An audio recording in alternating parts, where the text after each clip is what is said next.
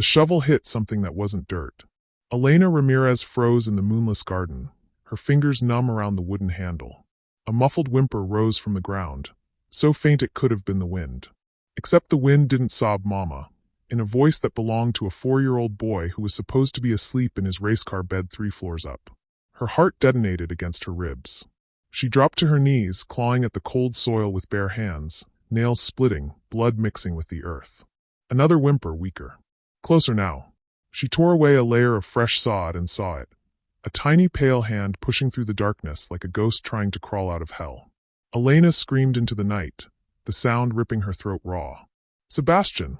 Hey, beautiful souls watching this right now, yes you, the one holding your breath with me, drop a "I'm here" in the comments and tell me where you're watching from. Are you in bed? On the bus? Hiding from your boss? I need to know. And if you're not subscribed yet, smash that button right now because you're about to witness something that'll haunt you for weeks. Trust me, you'll thank me later. She dug like a woman possessed, dirt flying, tears blinding her. The box came into view, cheap pine, the kind used for shipping wine, sealed with duct tape that was already peeling from the boy's frantic scratches inside. Elena ripped the tape with her teeth, splinters stabbing her gums, and flung the lid open. Sebastian Shaw's blue eyes, his father's eyes, stared up at her, wide with terror, crusted with tears and snot. His little chest hitched in tiny, panicked gasps. Alive. Barely. Show me amor, I've got you, she whispered, lifting him out, his body ice-cold and trembling against her maid's uniform. His dinosaur pajamas were soaked with urine and something worse. You're safe now. But as she clutched him to her heart, Elena's gaze snagged on the silver bracelet dangling from his wrist, the one engraved with delicate script. Property of Victoria Langford. The same Victoria Langford who'd kissed Sebastian goodnight 6 hours ago with lips that tasted like champagne and lies. The same Victoria Langford who was upstairs right now, laughing with billionaire Alexander Shaw, planning their wedding while his only son lay buried beneath the roses she'd planted that morning. Elena's blood turned to fire. How long had he been down there? How close had he come to running out of air? And why? Why would the woman wearing Alexander's ring do something so monstrous? She pressed Sebastian's face into her shoulder, so he wouldn't see the rage twisting her features. Because the boy was alive. That was the miracle. But the nightmare had only just begun. And someone was going to pay. Elena Ramirez carried Sebastian's limp weight through the servants' corridor, the one nobody used after midnight. Every footstep echoed like a gunshot in her skull. The boy's breath rattled against her neck, shallow, too shallow. She kicked open the laundry room door, slammed it shut behind her, and locked it with shaking fingers. She laid him on the folding table, under the single fluorescent bulb that buzzed like a dying wasp. His lips were blue.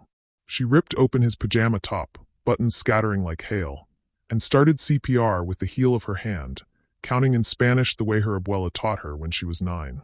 Uno, dos, tres, respira, mi vida, respira. Sebastian coughed. A weak, wet sound, but it was oxygen. His eyes fluttered open, glassy, confused. Lena, he whispered, using the name only he was allowed. It was dark. She said it was hide and seek forever.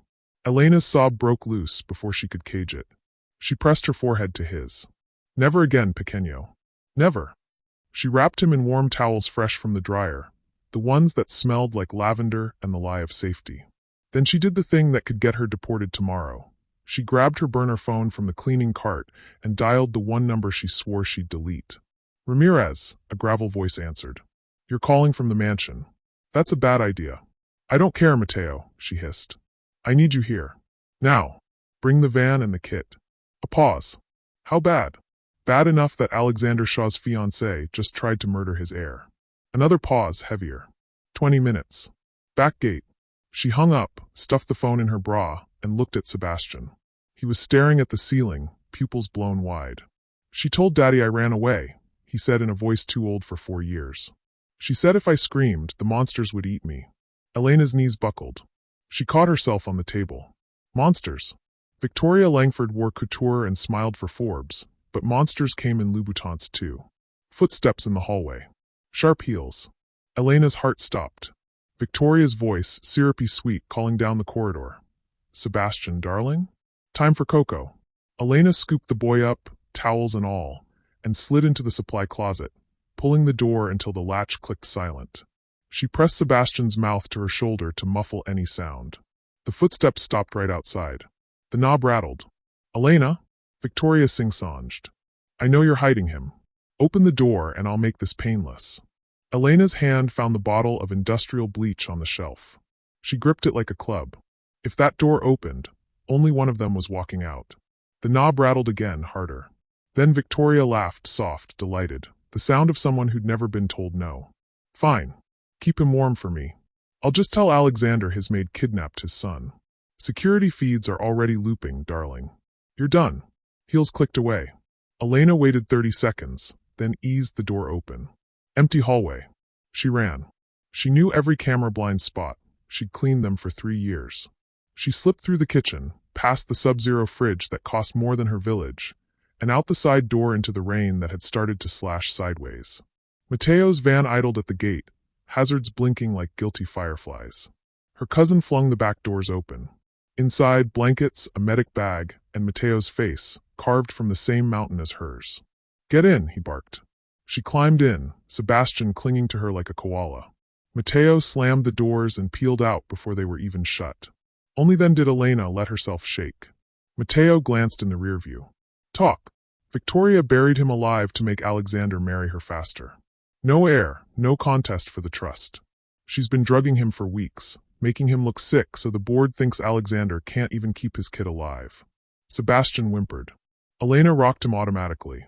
Mateo swore in Spanish so colorful it could paint cathedrals. "We go to the police." "No," Elena said, voice steel. "Alexander will bury the story with money. We need proof that can't be bought." She looked down at the boy. His tiny fingers clutched something silver. The bracelet. Victoria's bracelet. Still caked in graveyard dirt. Elena turned it over. On the inside, etched so small you'd need a magnifying glass. VL plus AS forever. And beneath that a string of numbers. Coordinates. She knew those numbers. They were the exact GPS of the rose garden where she'd found Sebastian. Proof. Undeniable. Engraved by Victoria's own vanity. Elena kissed Sebastian's curls. "We're going to end her, baby. But first, we keep you breathing." "Hey, you still with me?" The ones who just gasped so hard you woke the dog type "I'm shaking" in the comments right now. And if this is your first time here, hit subscribe so you don't miss what happens when Elena walks back into that mansion with fire in her veins. You're not ready, but you're coming anyway. Mateo drove them to the safe house, an old adobe outside the city limits where the Wi-Fi was prayer and the walls remembered revolutions. Elena carried Sebastian inside, laid him on the cot, and started in 4 like the combat medic she'd been before immigration stripped her license. Sebastian watched her with those huge blue eyes. "Will Daddy come?" Elena's throat closed.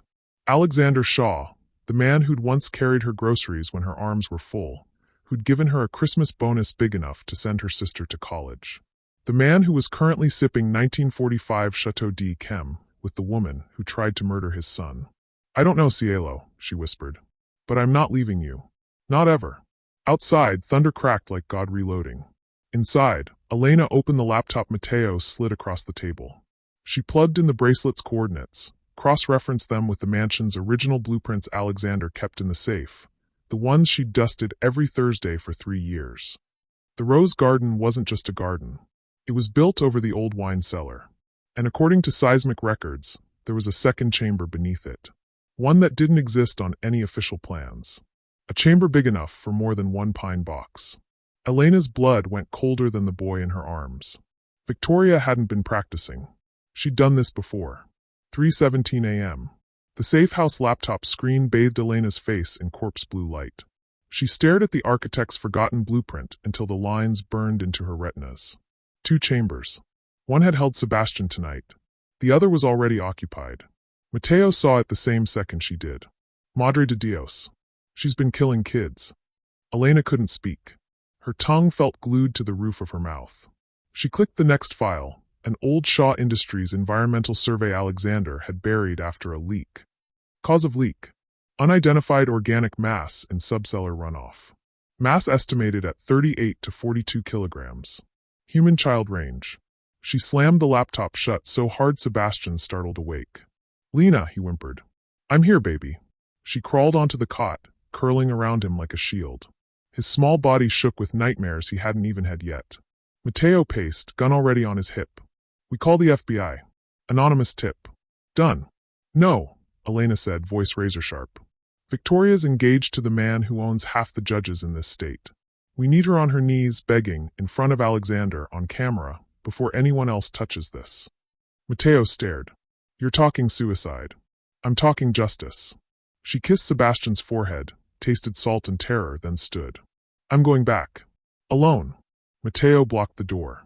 Over my dead body. Move, Primo, or I'll move you. They glared for 3 heartbeats. Then Matteo stepped aside, because he knew that look, same look their mothers wore when the cartel came for the village. Elena dressed in black. Maid's spare uniform, hair in a severe bun. No jewelry except Victoria's bracelet now hidden in her pocket like a live grenade. She kissed Sebastian one more time. Matteo will keep you safe. I'll bring Daddy home to you, okay? Sebastian clutched her sleeve. Promise? She couldn't lie to those eyes. I promise I'll fight with everything I have. That was enough. He let go. 4:42 a.m. The mansion gates were open. Victoria wanted the world to see the grieving fiancé searching for her missing stepson. Elena slipped in through the service entrance, badge still warm from her pocket. The security guards were too busy drinking Victoria's spiked coffee to notice, one maid among 20. She moved like a ghost. Straight to Alexander's private study. The door was ajar. Inside, Alexander Shaw stood at the window, city lights bleeding across his exhausted face. He hadn't slept. His white shirt was untucked, sleeves rolled, knuckles bruised like he'd punched a wall and lost. Victoria sat on the leather couch, legs crossed, mascara perfect, holding a crystal tumbler of something amber. She took him, Alex, Victoria said, voice trembling just enough for an Oscar. Your crazy maid stole our boy. I tried to stop her. Elena stepped into the light. Alexander spun. Elena? Relief flooded his face, then confusion. Where's Sebastian? Victoria's glass slipped, shattering on Persian silk. You. Elena didn't look at her. Only at Alexander. He's safe. For now. But you need to come with me. Quietly. Alexander took one step toward her. Victoria launched off the couch, nails raking for Elena's eyes. Elena caught her wrist mid-air, twisted until something popped. Victoria screamed. Alexander froze. Victoria, what the hell? Elena pulled the bracelet from her pocket and let it swing like a hypnotist's watch. Recognize this, Miss Langford? She dangled it in front of Alexander. Found it on your son's wrist. In the box you buried him in. Alexander's world tilted. He grabbed the bracelet, read the engraving, saw the dirt still ground into the crevices. His knees hit the carpet. No, he whispered. No, no, no. Victoria wrenched free, bolted for the door. Elena was faster. She tackled her into the hallway, both women crashing against a priceless Ming vase that exploded into shrapnel. Victoria's perfect face twisted into something feral. You stupid peasant, you think he'll choose you? He'll bury you both. Security alarms started wailing. Someone finally noticed the broken vase. Alexander stumbled out, eyes wild. Victoria, tell me it isn't true. Victoria laughed, high and brittle. Of course it's true. Your brat was in my way. Just like the last one. Silence. Deafening. Alexander's hand moved to his belt, not for a gun, for his phone. He hit record. Say it again, he said, voice shaking with rage so cold it burned. For the cameras you forgot I control. Victoria realized her mistake too late. Every hallway, every room, every lying breath she'd ever taken in this house was now live-streaming to a private server in Switzerland. She lunged for the phone. Elena clotheslined her. Victoria's head cracked against marble. Alexander didn't even flinch. He knelt beside Elena, tears cutting tracks through 3 days' stubble. Take me to my son. Please. Sirens in the distance. Real ones this time. Elena helped him up. Not yet. First, we open the second chamber. The world needs to see what she did. Alexander looked at her like she was the only solid thing left in his universe. Then he nodded. 5:11 a.m. Alexander Shaw's hands shook so hard he dropped the antique key twice. Elena took it from him, slid it into the rusted lock beneath the wine cellar's false floor. The mechanism groaned like a dying animal. A section of oak paneling swung inward, revealing stairs that spiraled down into pure black. Alexander flicked on his phone's flashlight. The beam caught cobwebs thick as wedding veils and something worse, tiny handprints smeared in old blood on the walls. Elena's stomach lurched. She grabbed Alexander's wrist before he could descend. You don't have to see this. I have to see everything she took from me, he said, voice raw. And everything I let her take. They went down together. The air turned wet and sour. At the bottom, 2 pine boxes. One empty, Sebastian's. The other sealed, lid nailed shut, a faded sticker still clinging, fragile, this side up. Alexander fell to his knees and started prying with his bare hands. Wood splintered. Nails screamed. Elena helped shoulder to shoulder until the lid came free. Inside, a small skeleton in a rotted Spider-Man onesie. A boy, maybe 6 years old. A single gold locket lay against the tiny ribcage, engraved AS Jr. Alexander's first son. The one who'd supposedly died of leukemia 5 years ago. The sound that came out of Alexander wasn't human. Elena caught him before he hit the ground. He buried his face in her neck, sobbing so hard his whole body convulsed. She held him like she'd held Sebastian hours ago, whispering the same Spanish lullaby her mother used when the world ended. Upstairs, Victoria's voice crackled over the intercom, "Sweet poisonous Alex, darling, the police are here. They want to speak to your kidnapping maid." Elena's grip tightened. She's stalling. She knows we're down here. Alexander lifted his head. His eyes weren't the eyes of a billionaire anymore. They were the eyes of a father who'd just dug up his murdered child with his own hands. "Let them come," he said. He stood, wiped his face with the sleeve of a $10,000 shirt, and pulled a flash drive from his pocket. The one he'd copied every security feed onto the second Victoria confessed. "Insurance," he said. "In case she tried to spin this." Elena almost smiled. Almost. They climbed the stairs. Halfway up, Alexander stopped. Turned to her in the flickering dark. "Elena." His voice cracked. "I noticed you. Every day. The way you sang to Sebastian when he had nightmares. The way you left fresh flowers on my desk when the board shredded me. I was too much of a coward to." She pressed 2 fingers to his lips. "Not now. Later. When your son can breathe without fear." He nodded, eyes shining. They stepped into the wine cellar just as 6 armed guards burst through the door, rifles raised. "Hands up. Step away from Mr. Shaw." Victoria stood behind them, arms crossed, smirking like a cat who'd swallowed the entire aviary. Alexander lifted the flash drive between 2 fingers. "Gentlemen, before you arrest the wrong person, you should watch this."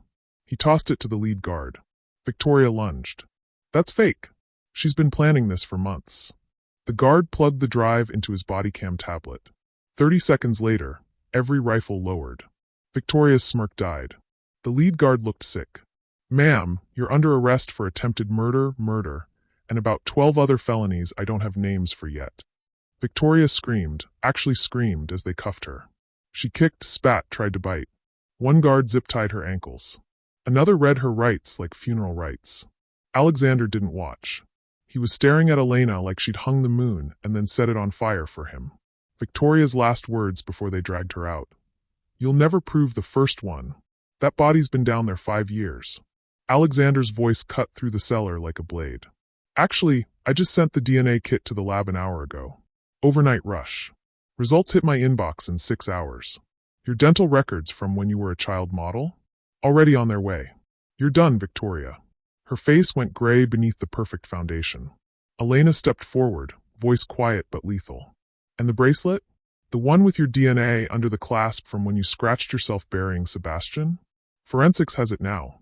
Victoria sagged between the guards. For the first time, she looked small. As they hauled her up the stairs, Elena heard her start to beg. Real begging. The sound followed them all the way to the foyer where news helicopters already circled like vultures. Alexander turned to Elena. "Take me to him. Please." She hesitated. "The press. Let them wait. My son comes first." 6:03 a.m. The safe house door hadn't even shut behind them when Sebastian's voice cracked the silence. "Daddy." Alexander dropped to his knees so hard the tile should have shattered. Sebastian flew into his arms, dinosaur pajamas still crusted with graveyard dirt, and buried his face in his father's neck. The sob that tore out of Alexander was the sound of 5 years of guilt finally breaking loose. Elena stood back, arms wrapped around herself, letting them have the moment she'd bled for. Matteo locked the door through every deadbolt, then handed Alexander a bottle of water like it was Holy Communion. "Drink. You look like death." Alexander couldn't let go of his son. He rocked him, whispering, I'm sorry, until the words lost meaning. Sebastian finally pulled back, eyes huge. "Lena saved me. She dug and dug and dug. Alexander looked up at Elena, then really looked. Tears cutting clean lines through the dirt on his cheeks. I don't have words big enough. She shrugged, suddenly shy. He called me mama in the dark. That was enough. Matteo cleared his throat. We've got 4 hours until the DNA results drop and the world implodes. What's the play? Alexander stood, still holding Sebastian like he weighed nothing. I give the press everything. Every file, every feed, every bone in that cellar. Victoria rots, Shaw Industries burns if it has to, but my son sleeps safe tonight. Elena's phone buzzed. Unknown number. She almost ignored it. Then the text preview lit up. You have 60 seconds to get out. The boy you saved isn't Alexander Shaw's son. And the woman who buried him isn't Victoria Langford. Asterisk asterisk. Attached, a single photo. Elena's blood turned to ice. The photo showed Sebastian, asleep in the cot 10 minutes ago, but from an angle inside the room. Someone had been standing over him while they were all downstairs. Another text. Leave the child. Walk away. Or the next box has your name on it. Asterisk asterisk. She looked up slowly. Alexander was laughing at something Sebastian whispered. Matteo was pouring coffee. Elena's hand moved on instinct. She slipped the burner phone into her pocket and walked to the cot. Sebastian smiled up at her. Lena, can we have pancakes? Soon, Cielo. She kissed his forehead, tasting the lie on her lips. Then she opened the laptop Matteo had left running. One new file. Untitled. 4K video. Timestamped 3:27 a.m. tonight. She clicked play. The screen filled with the wine cellar, shot from a camera hidden behind an old bottle rack. The angle caught everything. Victoria dragging a pine box down the stairs, yes, but she wasn't alone. Alexander Shaw was helping her. He held the flashlight while Victoria sealed the lid. He handed her the duct tape. He kissed her temple when she started to cry, whispering, It's the only way, they'll never take you from me. Elena's heart stopped beating. In the video, Alexander knelt, pressed his hand to the box, and said clear as day, Sleep tight, little imposter. The real Sebastian died years ago. You were just the spare we kept until the trust fund locked. The laptop speaker crackled with Victoria's laugh. One more loose end tied. Now we're free. They left together, arm in arm. The video ended. Elena stared at the frozen frame of Alexander's face, the face she'd just watched cry real tears over a child he'd buried himself. Matteo noticed first. Elena, you're white as milk. She turned the laptop so they could see. Alexander's eyes flicked to the screen. For one heartbeat, confusion. Then recognition. Then pure animal panic. He set Sebastian down gently, too gently, and took one step back. Elena, whatever you think you saw. I saw you bury a child alive, she said, voice flat. And call him an imposter. Sebastian tilted his head. Daddy. Alexander's hands came up, palms out. It's complicated. Uncomplicate it. Matteo had the gun out now, aimed center mass. Talk. Alexander's mask shattered. The broken billionaire vanished. In his place stood something cold and precise. The boy on the cot, he said, is my nephew. My sister's kid. She died in childbirth. I needed an heir fast, or the board would have gutted the company. Victoria and I, we staged the leukemia story for the first Sebastian. When he actually got sick, we couldn't risk the truth. So we replaced him. Elena felt the floor tilt. Replaced him. Found a kid in Eastern Europe. Same age, same blood type. Paid the orphanage to burn the records. Raised him as Sebastian Shaw. The world never knew. Sebastian, the boy they'd both fought oceans of hell to save, looked between them, confused. I'm Sebastian. Alexander's smile was heartbreaking. You are now, buddy. You are now. Elena's voice shook. The skeleton downstairs. My real son, Alexander whispered. He was dying anyway. We sped it up. Mercy, really. Mercy. The word detonated inside Elena's skull. She looked at the little boy who'd called her mama in the dark. The one who'd trusted her with his last breath. Then she looked at the monster wearing Alexander Shaw's face. Matteo cocked the gun. You're both going to jail for the rest of your lives. Alexander's eyes flicked to the door. Actually, no. Victoria's already on a jet to Cayman. And in 40 minutes, this safe house becomes a gas leak tragedy. Tragic, really. Maid murders billionaire, kills herself and the kid in grief. I walk away the victim. He reached for something inside his jacket. Elena moved first. She grabbed Sebastian, rolled behind the cot as Matteo fired. The bullet took Alexander in the shoulder. He roared, spun, and pulled his own gun, smaller, silenced. Chaos exploded. Matteo dove left. Elena shielded Sebastian with her body, crawling for the back door. Alexander's voice cut through the gunfire, calm again. Elena, stop. You walk out that door with him. Every federal agency labels you a kidnapper. I have papers proving he's my legal son. You'll never see daylight again. She kept crawling. Another shot shattered the window above her head. Sebastian was crying now, silent, terrified hiccups against her neck. Elena reached the door, kicked it open, and ran into the dawn. Behind her, Alexander screamed her name like a man watching his empire burn. She didn't look back. She ran until her lungs bled, until the safe house was a speck, until she found the dirt road where Matteo had stashed the second car. Only then did she open the burner phone again. One new message. Good girl. Bring the boy to the pier. Slip 17. You want the real Sebastian Shaw? He's been waiting 5 years for you. ***. Signed. V. 6:47 a.m. The pier smelled like dead fish and diesel. Fog rolled in thick as lies, swallowing the gulls whole. Elena carried Sebastian, the boy the world called Sebastian Shaw, piggyback, his legs locked around her waist, his breath hot against her neck. Every step on the rotting planks felt like walking a tightrope over hell. Slip 17 waited at the very end, a black cigarette boat rocking gently, no name, no lights. A woman stood on the deck in a hooded slicker, face hidden. Victoria Langford. Or whoever she really was. Elena stopped 10 feet away. Show me the boy first. The hood came down. It wasn't Victoria. Same cheekbones, same venomous smile, but younger. 25 maybe. Eyes the color of winter oceans. Hello, Elena, the woman said in perfect, accentless English. I'm Vanessa, Victoria's little sister, the one the tabloids never found. She stepped aside. Behind her, chained to the captain's chair with plastic ties, sat a child. 5 years old. Same curly black hair. Same dimple in the left cheek. But his eyes, God, his eyes were older than time. He stared at the boy on Elena's back and whispered one word that broke the world in half. Brother. Sebastian, the one in Elena's arms, started shaking so hard she almost dropped him. You're dead, he sobbed. They said you were dead. The chained boy's voice cracked. They lied. Vanessa clapped slowly. Family reunion. How touching.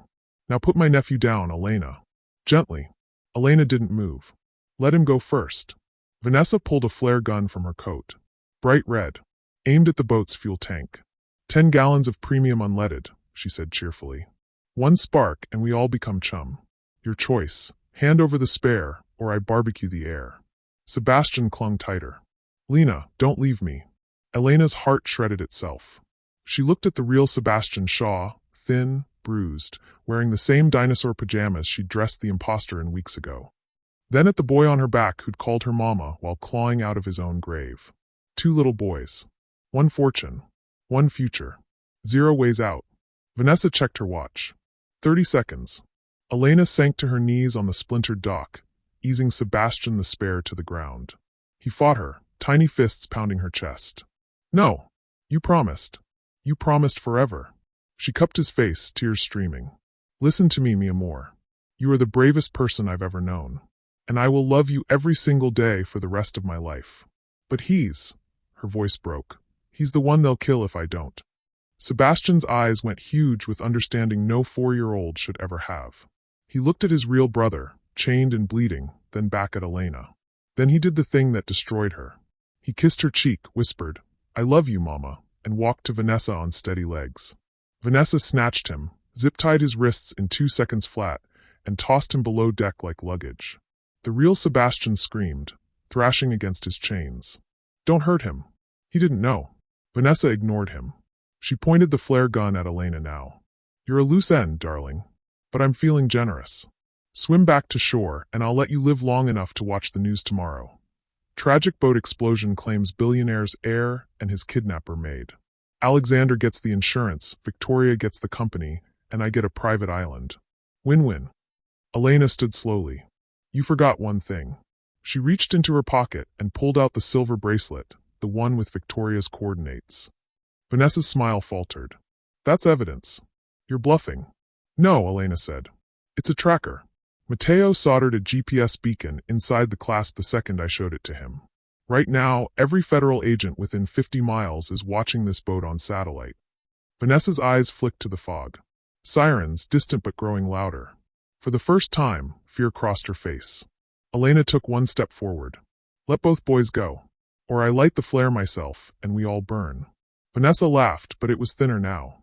You'd die for them? In a heartbeat. The boat engine coughed, ready to bolt. Vanessa made her choice. She fired the flare straight into the fuel tank. Orange fire bloomed like a second sun. Elena dove sideways as the explosion ripped the world apart. Heat seared her back, wood became shrapnel. The dock collapsed beneath her feet. She hit the water hard, ears ringing, lungs screaming. When she surfaced, the boat was a fireball drifting out to sea. Both boys were on it. She screamed their names until her throat bled, swimming toward the inferno even though she knew it was impossible. Something heavy hit the water beside her. Matteo, bleeding from a scalp wound, dragging a life ring. I followed the tracker, he gasped. Alexander's men cut me off, but I got here. They're gone, Elena sobbed. Both of them. Gone. Matteo's face crumpled. He held her as she screamed into the burning dawn, the ocean swallowing every sound. 7:12 a.m. News choppers circled overhead. Bodycam footage leaked within the hour. Vanessa Langford, alive, laughing as she lit the flare. Alexander Shaw, arrested in his own mansion, face blank as they read the charges. 2 counts murder, 1 count attempted conspiracy fraud. Victoria Langford, detained at a private airstrip, screaming that her sister acted alone. Elena sat on the back of an ambulance, blanket around her shoulders, staring at the smoke column rising where 2 little boys had vanished. A detective tried to talk to her. She couldn't hear him. All she could hear was Sebastian's voice in the dark. You promised forever. She had failed. The darkest hour wasn't the explosion. It was the silence after. 7:19 a.m. The ocean was still burning when the impossible happened. A black Zodiac inflatable shot out of the smoke like a bullet, cutting hard toward the rescue choppers. 2 figures on board, 1 adult, 1 child. Then a second child popped up from the floorboards, coughing alive. Both boys. Elena launched off the ambulance gurney so fast the paramedics didn't have time to stop her. She sprinted down the pier, barefoot, blanket trailing like a cape, screaming their names until her voice gave out. The Zodiac beached itself on the sand. A man in a Coast Guard life vest leapt out first, soaked, bleeding from a gash above his eye, dragging 2 tiny bodies behind him like the world's most precious cargo. Elena hit the water knee-deep and seized them both. Sebastian the spare and Sebastian the real, salt-crusted, shaking but breathing. Their little arms locked around her neck so tight she saw stars. Mama, they said in unison, the words splitting her open and stitching her back together in the same breath. The Coast Guard guy collapsed to his knees, gasping. Found them clinging to a piece of the hull, 20 yards from the blast. Life vests saved them. God or something saved them. Matteo staggered up behind her, tears cutting channels through the soot on his face. He dropped beside the rescuer and started laughing, ugly, broken, beautiful sobs. Elena couldn't speak. She just held them, rocking, whispering every prayer she'd ever known in Spanish, English, and languages she didn't even speak. A news drone buzzed overhead, live-streaming the reunion to millions. Within 60 seconds, every screen in America showed Elena Ramirez on her knees in the surf, cradling 2 identical little boys while the world learned the meaning of miracle. 7:44 a.m. FBI Mobile Command, parked on the bluff. Special Agent in charge Ramirez, no relation, but the coincidence made Elena smile for the first time in hours, laid it all out. Vanessa Langford was in custody, zip-tied to a stretcher, screaming about lawyers. Alexander Shaw was singing like a canary in federal holding, trading everything for a chance at life without parole instead of death row. Victoria Langford had been tackled mid-runway by 2 U.S. Marshals who'd seen the drone feed and decided humanity still mattered. And the 2 little boys? Agent Ramirez slid 2 brand-new birth certificates across the table. Sebastian Alexander Shaw, original, legal, restored. Sebastian Alejandro Ramirez Shaw, the spare, now adopted forever. Elena stared at the papers until the ink blurred. Matteo and I, we get to keep them, she whispered. Both of them, the agent said. Alexander signed away all parental rights 40 minutes ago. Said it was the least he could do for the woman who saved his soul along with his sons. Elena laughed then, a sound so bright it hurt. 8:12 a.m. Hospital room, pediatric ward. Both Sebastians sat cross-legged on the same bed, devouring pancakes like they'd never see food again. Syrup everywhere. Monitors beeping happy little songs. Elena stood in the doorway, afraid to move, afraid it would vanish. One of the boys looked up, the real one, dimple flashing. "Mama, come eat. There's room."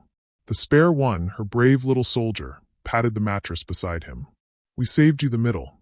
She crossed the room in 3 strides and climbed in, letting them crawl all over her like puppies. She kissed sticky cheeks, sticky curls, sticky fingers. The door opened again. Alexander Shaw stood there in an orange jumpsuit, wrists cuffed, flanked by 2 marshals. He looked a decade older than yesterday. The boys froze. Elena tensed, ready to fight. But Alexander only dropped to his knees beside the bed. "I don't deserve to breathe the same air as you 3, he said, voice hoarse. "But I needed to say it out loud, where they can hear it." He looked at the boys. "I was a monster. I let money turn me into something that hurt children. My own children. I will carry that shame every minute for the rest of my life." He turned to Elena. "You are the strongest person I've ever known. You loved my sons when I wouldn't. You fought for them when I buried them. I'm giving you everything, the houses, the trusts, the company voting shares. All of it, so they never have to wonder if they're safe again." Elena stared at him, syrup dripping from her elbow. Then she did the last thing anyone expected. She reached out and took his cuffed hand. "Thank you," she said, "for giving them back their future. And for giving me mine." Alexander's eyes filled. He squeezed once, then let the marshals lead him away. As the door closed, both boys looked up at her with identical syrup grins. "Does this mean we get 2 birthdays?" the spare asked. "And 2 Christmases?" the real one added. Elena laughed until she cried. 9 months later. Federal Courthouse, Los Angeles. Courtroom 9D, packed so tight the fire marshal gave up and left. Elena Ramirez walked down the center aisle like she owned the building. Black suit tailored to kill. Hair in a bun so sharp it could slice diamonds. Heels that said, "I buried your lies and danced on the grave." In the gallery, 2 5-year-olds in matching navy blazers, legs swinging because their feet still didn't reach the floor. Sebastian Alejandro and Sebastian Alexander, the twins the world now called the Miracle Boys. They waved tiny American flags like this was the 4th of July and Christmas combined. Elena winked at them. They beamed back. Victoria Langford sat at the defense table in a prison jumpsuit the color of spoiled peas. No makeup. Hair limp. The kind of pale that only comes from 9 months of fluorescent lights and realizing money can't buy everything. Vanessa Langford sat beside her, same jumpsuit, same dead eyes. Alexander Shaw sat in the witness box, orange jumpsuit, ankle chains, but head high. He'd taken the plea, life, no parole, in exchange for testifying against the sisters. The prosecutor, a woman who'd once been a maid herself, stood. "Your Honor, the United States calls Elena Ramirez." Every camera in the room swung to her. The live feed hit 42 million viewers in 6 seconds. Elena took the stand like she was born for it. Prosecutor: "Miss Ramirez, on the night of February 14th, what did you find in the rose garden?" Elena: "A pine box. With a little boy inside who'd been buried alive by the woman sitting right there." She pointed at Victoria. No hesitation. Victoria lunged across the table. "Liar!" Bailiffs tackled her. The judge banged the gavel so hard it cracked. Elena never flinched. Prosecutor played the security footage, Alexander and Victoria sealing the lid. Then the wine cellar confession. Then Vanessa's flare gun moment on the boat. The courtroom went feral. Someone in the back started clapping. It spread until the judge threatened to clear the room. Elena waited for silence. Then she looked straight at the jury, 12 ordinary people who'd seen the viral videos, read the headlines, cried at 3 a.m. over strangers. "I'm not here for revenge," she said, voice steady, warm, deadly. "I'm here so that every little boy who ever gets told he's disposable knows one thing. Somebody will dig through hell with their bare hands to find him." The foreperson, a grandmother from South Central, started crying. Defense tried to cross-examine. "Miss Ramirez, isn't it true you kidnapped Mr. Shaw's son?" Elena smiled, slow and sweet. "Which one?" Laughter exploded. The judge let it ride. "Defense, you profited from this. You now control $38 billion in trust funds." Elena: "Every penny goes to a foundation for trafficked and missing kids. My sons get allowances. Same as any 5-year-old. $20 a week.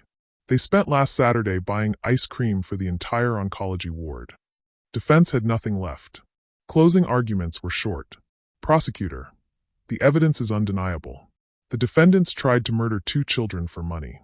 Sentence them to the maximum, so the world knows some lines you don't cross. Defense. My clients were under duress. Jury laughed in their faces. Deliberation took 37 minutes. Guilty. Every count. Life. No parole. Plus 150 years each, just to be extra. Victoria screamed as they dragged her out. I'll get you, you peasant bitch. Elena stood, smoothed her skirt, and blew Victoria a kiss. See you never, darling. The gallery erupted. Phones flashed. Reporters tried to mob her. Elena ignored them all. She walked straight to her boys, scooped one under each arm, and let them ride her hips like monkeys. Alexander watched from the witness box, tears streaming. He mouthed 2 words, thank you. Elena nodded once. Forgiveness, not for him, for the boys. So they'd never have to carry hate. Outside, the courthouse steps had turned into a carnival. News choppers. Celebrities. A mariachi band someone hired for no reason. Elena stepped up to the microphones with both Sebastians clinging to her legs. Someone shouted, Miss Ramirez, what's next? She looked down at her sons, then at the cameras, then at the sky like it might answer. Next? She grinned. We go home. We plant roses that actually get to bloom. And every year on February 14th, we throw the biggest Valentine's party the world has ever seen. Because love doesn't bury children. Love digs them up. The crowd roared so loud the ground shook. One of the boys tugged her sleeve. Mama, can we have a bouncy castle? 2, she said. 1 for each of you. The other boy whispered, Can Daddy visit on weekends? Elena's smile softened. She glanced back at the courthouse doors where Alexander was being led away in chains. Supervised visits, she said. If he earns it. 1 day at a time. Cameras flashed like lightning. And in that moment, every person watching, on phones, on TVs, in Times Square, in villages with 1 communal screen, felt it. Hope looks like a maid in a killer suit holding 2 little boys who should have been dead, but chose to live. Hey, you absolute icons who just watched justice get served with extra hot sauce, type Elena is queen in the comments right now. Scream it. Tattoo it. Tell your therapist I said hi. If you've been here since the shovel hit the dirt, smash that subscribe button so hard YouTube files a complaint. Ring the bell. 5 years later. February 14th, sunset. The Ramirez Shaw Estate, Malibu. The lawn is a riot of roses, every color God ever invented, and 200 kids running wild under fairy lights strung like constellations. Bounce castles the size of small countries. A petting zoo. A cotton candy machine that never runs out. A mariachi band on one side, a gospel choir on the other, because Elena refuses to choose. At the heart of it all stands a 10-foot ice sculpture of a shovel. Engraved on the handle. For every child still in the dark, we're still digging. Elena, now 35, sun-kissed, barefoot in a white sundress, watches from the porch swing as 2 identical 10-year-old boys chase each other with water guns shaped like dinosaurs. Sebastian Alejandro, the spare, tackles Sebastian Alexander, the heir, into the grass. They roll, laughing so hard they can't breathe. Got you, hermano. No, I let you win. She smiles until her cheeks ache. Mateo, now head of security for the foundation, wearing a t-shirt that says World's Okayest Tio, jogs up with a tray of virgin pina coladas. Your empire awaits, Haifa. She takes one, clinks her glass against his. Empire of sticky children and therapy dogs. I'll take it. The boys spot her and sprint over, dripping. Mama, the news people are here again. Elena looks past the gates. Same vans every year. They know the drill. She walks to the microphone someone set up by the rose garden, both boys flanking her like tiny bodyguards. The cameras go live to 87 million households. Elena doesn't prepare a speech anymore. She just speaks from the place that once held a scream. 10 years ago tonight, I dug my son out of a box with my bare hands. 5 years ago tonight, I dug the second one out of the ocean. Every year on Valentine's Day, we throw this party to remind the world that love doesn't look like diamonds or private jets. It looks like showing up when the dirt is still under your nails. She lifts her left hand. A simple gold band glints, Mateo's mother's ring resized. Some of you noticed I got married last month. Quiet ceremony. Just family. The boys grin like Cheshire cats. Elena continues. My husband asked me what I wanted for a wedding gift. I told him I wanted every kid in foster care to have a trust fund that can't be touched until they're 25. He made it happen. That's the kind of man I married. She turns to the man who's been standing behind her the whole time, silent, eyes shining. Coast Guard Senior Chief Marcus Delgado, the guy who pulled 2 dying boys out of a burning boat 5 years ago. He steps forward now, wraps an arm around her waist, kisses her temple like it's the easiest thing in the world. The boys groan theatrically. You, grown-up kissing. The crowd loses it. Elena laughs into the mic. Get used to it, Mijos. Forever is a long time. Marcus takes the mic, voice rough from years of shouting over helicopters. I was just doing my job that morning. But Elena Ramirez looked me in the eye while the world was on fire and said, "Save my sons." I've been trying to catch up to that kind of brave ever since. He drops to one knee in front of the boys. I already asked your mom. Now I'm asking you. Can I be your dad? Officially? The boys don't even hesitate. They tackle him so hard all 3 go down in a heap of limbs and happy tears. Elena's knees buckle. She sits on the porch steps and lets herself cry the good kind. Later, when the sky turns lavender and the kids are sugar crashing everywhere, Alexander Shaw arrives. He's out on parole now, good behavior, testimony that locked away 20 more monsters, and a foundation that funds search and rescue dogs across 3 continents. He stands at the gate in a simple button-down, no entourage, no ego left. Elena meets him halfway. The boys sprint over. Dad! They yell, both of them, every time. Alexander opens his arms. They crash into him like always. He looks at Elena over their heads, eyes wet. Thank you for letting me earn this. She nods.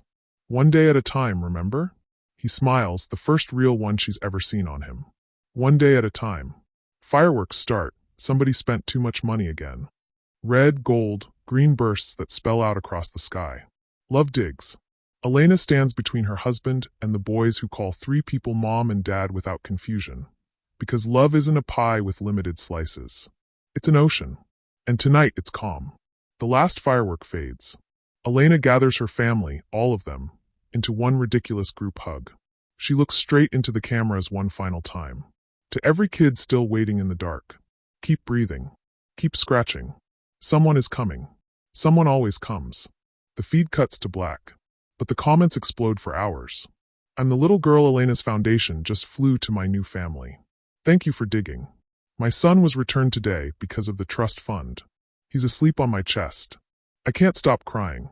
I named my daughter Elena. Somewhere in a women's prison, Victoria Langford watches the broadcast on a 12-inch TV.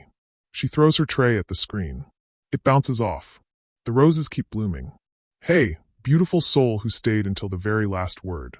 This story is over, but the digging never stops. If tonight reminded you that you are worthy of being saved, drop a "I was found" in the comments.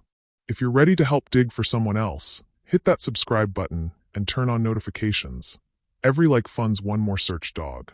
And if you need to talk, my DMs are open. Always. Thank you for letting me hold your heart. Now go hug someone you love like the dirt is still flying. See you in the next miracle. Elena, Marcus, and the boys. Forever digging.